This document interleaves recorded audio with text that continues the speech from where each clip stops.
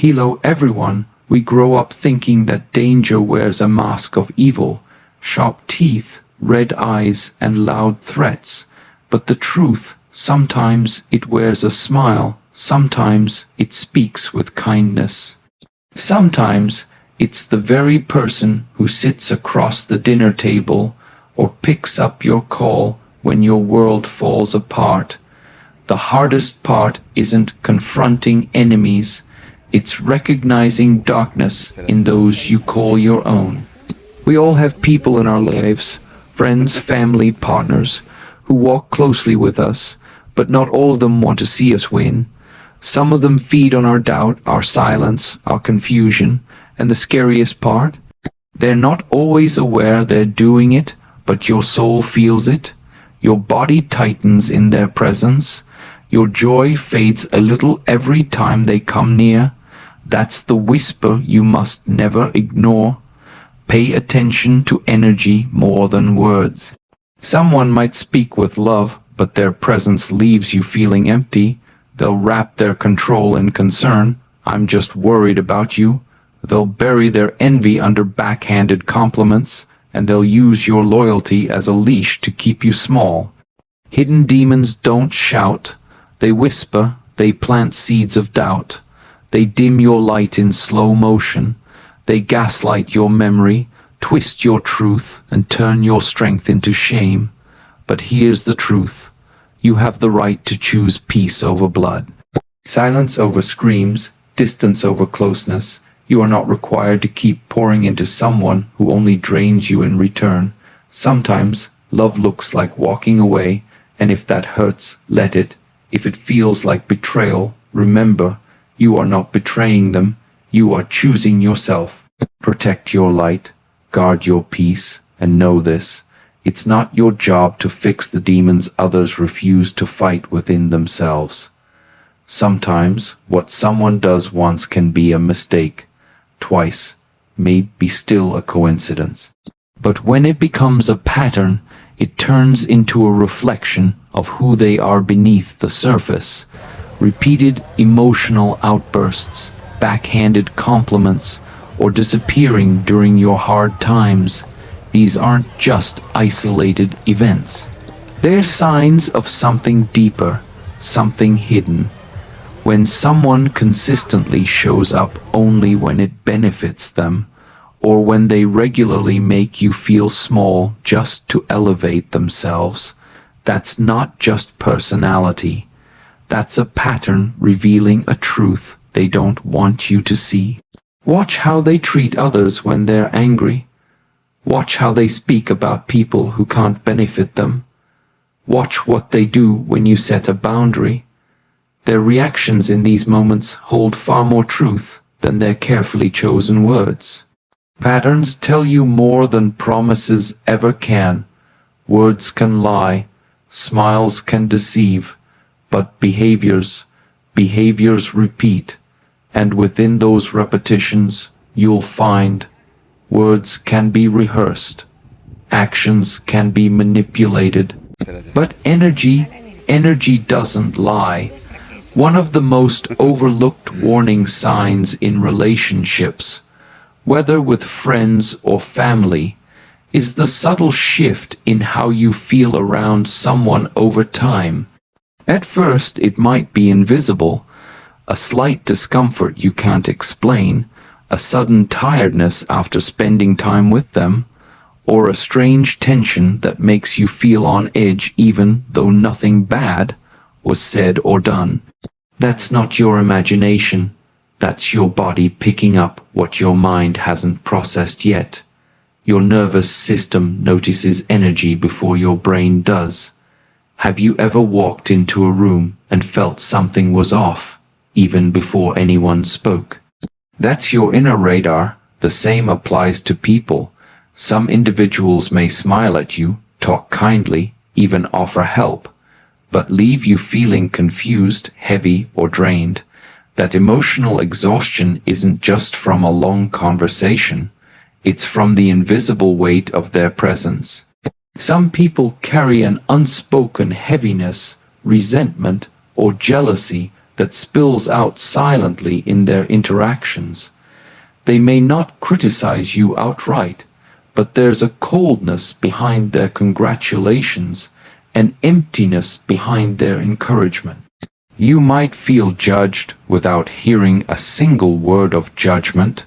These energetic imprints reveal more than surface behavior. They are clues to what's lurking beneath the surface of a relationship. Start noticing what your spirit does when certain people walk into the room. Do you shrink a little? Do you suddenly feel unsure about your choices? Do you second guess your happiness around them? If so, something in that connection is silently pulling your energy down.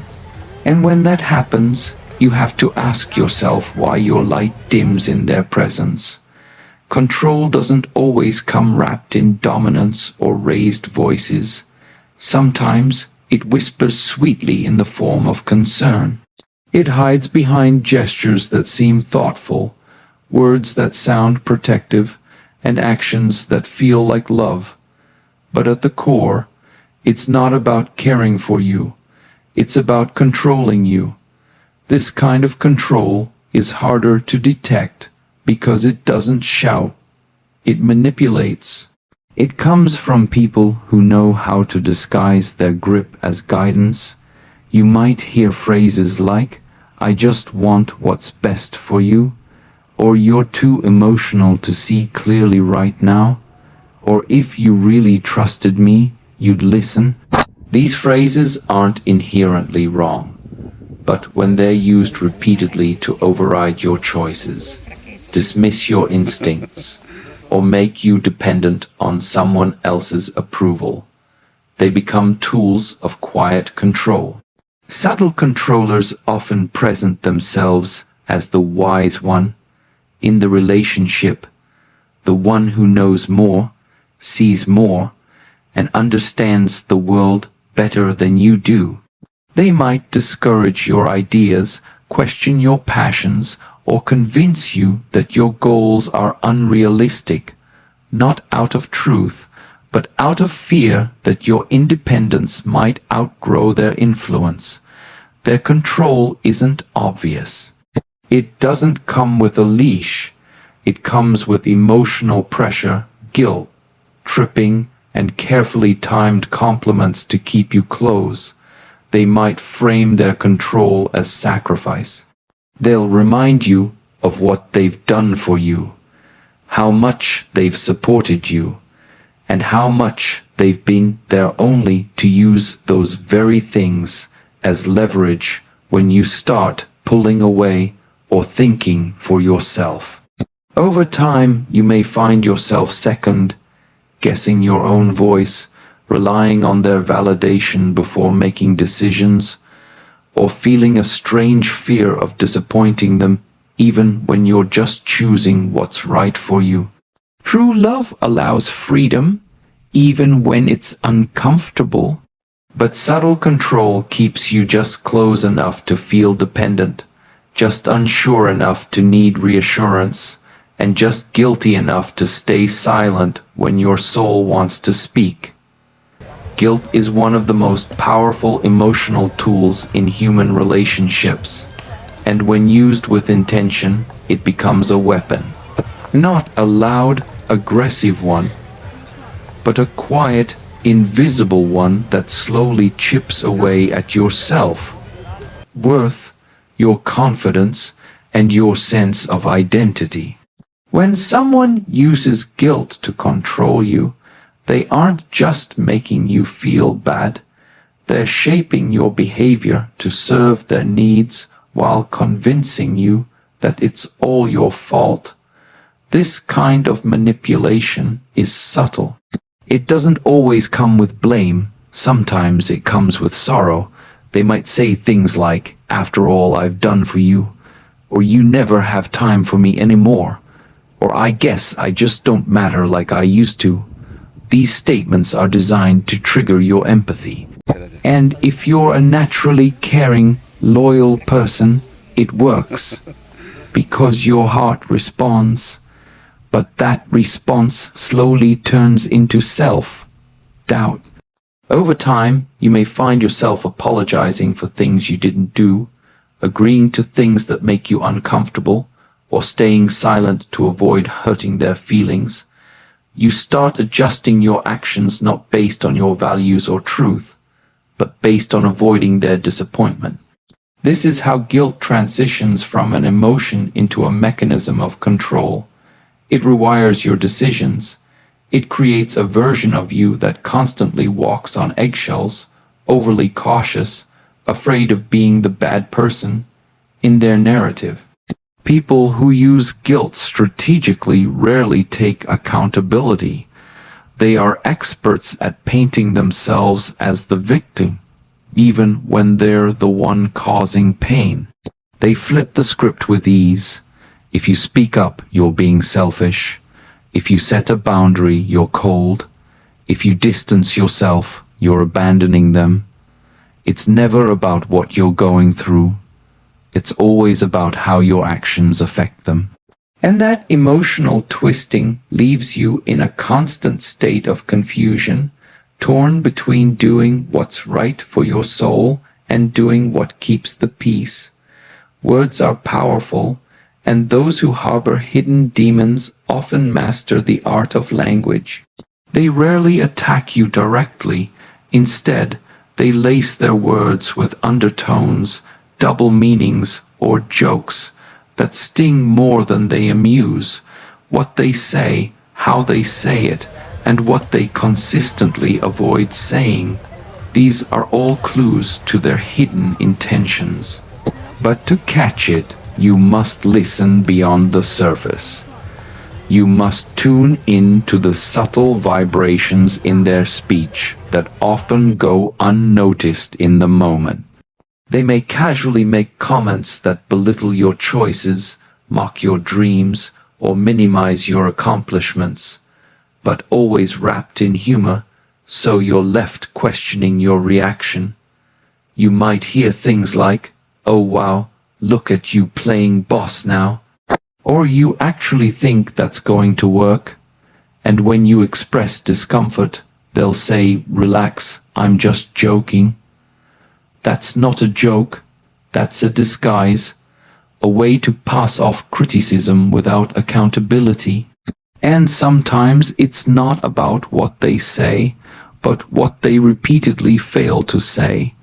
They never offer genuine encouragement. They never express gratitude. They never say, "I'm sorry," even when they know they've hurt you. Their silence in moments that require empathy speaks volumes. The absence of kind, supportive, or affirming words when you're most vulnerable reveals more than any apology they could force themselves to offer. Pay close attention to their tone when you're excited. Do they match your energy or drain it? Do they subtly redirect the conversation back to themselves? Do they use sarcasm to poke holes in your confidence, then act surprised when you grow distant? People with unresolved darkness often use words as both a shield and a sword.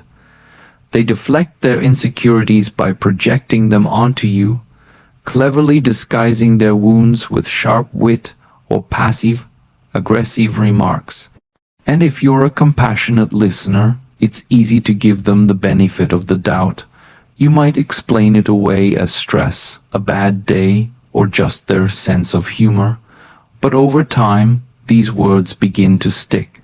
You start shrinking your light to avoid triggering their jealousy. You start filtering your truth to protect their ego. And eventually, you find yourself doubting what you once believed so strongly in just because of the way they. Success doesn't just change your life, it reveals the people in it. One of the clearest ways to spot hidden demons in friends and family is by closely observing how they respond to your wins, not just the big moments, the promotions, the personal breakthroughs, the dreams realized, but also the small victories, the quiet milestones that matter deeply to you. Their reactions can tell you everything. Someone who truly loves and supports you will celebrate you with genuine joy, even if they're struggling themselves. But someone who carries unspoken envy, insecurity, or resentment will have a much harder time hiding it when your light starts to shine. At first, it might show up in subtle ways: a lukewarm congratulations, a compliment that feels forced, a sudden change in their tone where excitement is replaced by sarcasm, skepticism, or indifference. They might downplay your progress, saying things like, "must be nice," or "don't let it go to your head," as if your growth is a threat rather than an inspiration. They might offer support in front of others, but then quietly withdraw behind closed doors. Or they might start shifting the conversation away from your joy, redirecting it back to their problems or needs, as if your success is an inconvenience to their narrative. You'll notice the difference in the way their energy shifts, not just in what they say, but in how they behave. They may grow more distant, more critical, more passive-aggressive.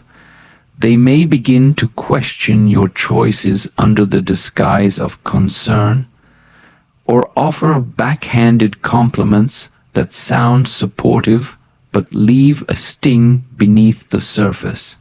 And often they'll mask their discomfort with humor or fake cheer, hoping you won't notice the undercurrent of tension in their praise. What's happening beneath the surface is a quiet competition, one you never signed up for. They see your growth as a mirror reflecting their stagnation, and rather than doing the inner work to evolve themselves, they unconsciously try to pull you back to where they feel safe with them, below your potential. Beneath your breakthrough, they can't handle the version of you that no longer needs their validation or approval. And sometimes the most painful realization is that the people you hoped would be proud of you are the ones secretly hoping you'll. There's a certain kind of person who never seems to take responsibility for anything that goes wrong in their life. They're always the one who was wronged, misunderstood, betrayed, left behind, or unfairly treated. At first, it might sound like pain, and sometimes it is. But when it becomes a recurring theme, an identity they cling to in every relationship and situation, it often signals something deeper: a victim complex. A person living in this mindset wears victimhood like armor. It protects them from accountability and shields them from introspection.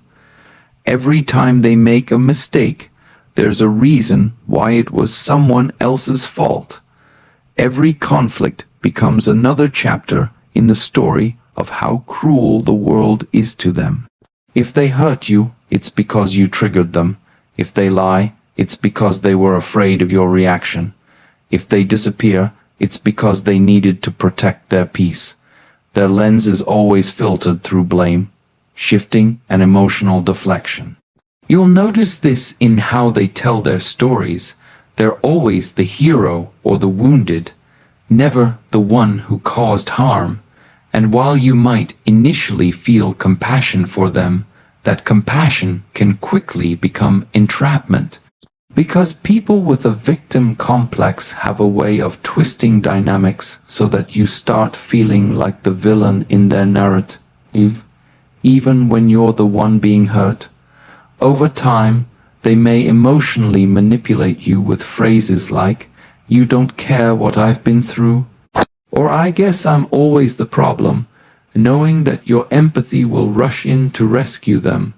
But what they're really doing is turning your kindness into a leash, one that keeps you constantly overcompensating, apologizing, and bending over backward to avoid being the bad guy.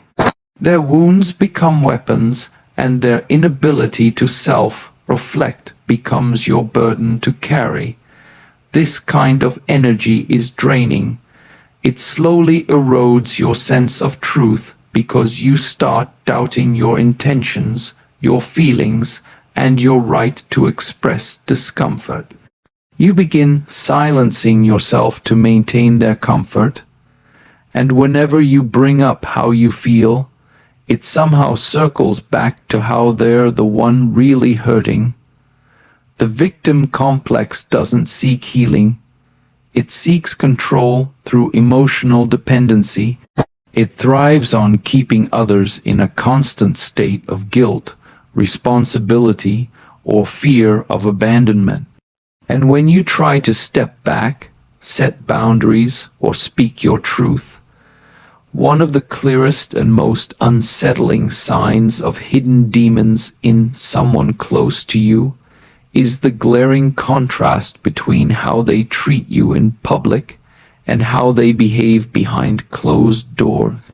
It's a duality that can be confusing, even disorienting, because on the surface, everything looks perfect. They laugh with you in front of others. They support you in conversations with friends. They act proud of you, gentle with you, attentive to you when there's an audience. But when the world turns away and the masks come off, something shifts. Suddenly, the warmth disappears, their tone changes, their presence feels colder, sharper, more distant, or worse, more controlling. You may find yourself on the receiving end of silence, sarcasm, dismissiveness, or even subtle cruelty, and yet, when others are around, they slip so easily back into the role of the charming supporter or the protective sibling, friend, or partner. This inconsistency can leave you doubting your reality.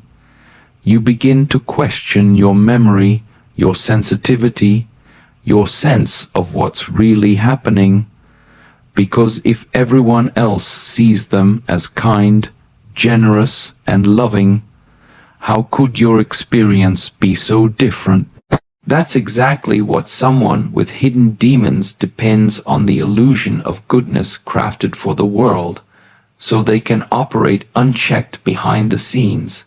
It's a manipulation of perception. Their public persona becomes their shield. They may even strategically charm those closest to you, your friends, your parents, your community, so that if you ever try to speak up, you're met with disbelief. They would never do that, people say. And suddenly, you're not only battling the pain of what's happening privately, but also the isolation of not being believed. This dual behavior isn't accidental, it's calculated. It allows them to maintain power without accountability. It gives them the advantage of appearing good, while keeping you locked in a quiet prison of confusion and emotional imbalance. Over time, this can create deep psychological exhaustion. You begin bracing yourself for the shift after the spotlight fades. You start fearing the moment the door closes and the audience is gone, because that's when their real face emerges, and eventually you find yourself performing too, laughing when it hurts, pretending everything's fine, carrying the weight of two versions of one person, the one the world admires, and the one you. One of the most insidious traits of someone hiding emotional toxicity or inner demons is their ability to find nourishment in your uncertainty. They don't always attack you directly. Instead, they wait for your moments of weakness, those times when your confidence shakes, when you're unsure of your worth, when you're questioning a decision or recovering from failure. And rather than lifting you up, they quietly lean in, not to support, but to subtly reinforce the doubt already growing inside you. It starts small, a raised eyebrow when you share an idea, a dismissive shrug when you speak about something you're excited for, a carefully worded sentence like, "Are you sure that's the right move?" Or you tend to be overly sensitive about these things.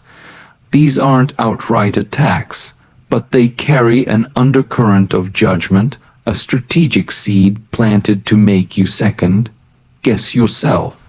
They study your insecurities, they remember your wounds, not to protect them, but to use them when it serves their emotional agenda. When you feel low, they appear, often under the mask of being there for you, but their presence rarely brings true clarity or comfort. Instead, it keeps you spinning.